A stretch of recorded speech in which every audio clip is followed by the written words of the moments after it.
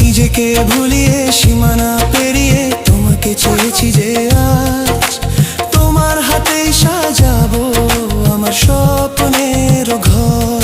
আমি তোমার প্রেমে পড়ে দুনিয়া ভুলে গেছি, তোমার ওই মায়াবী হাসি আমি দেখতে ভালোবাসি।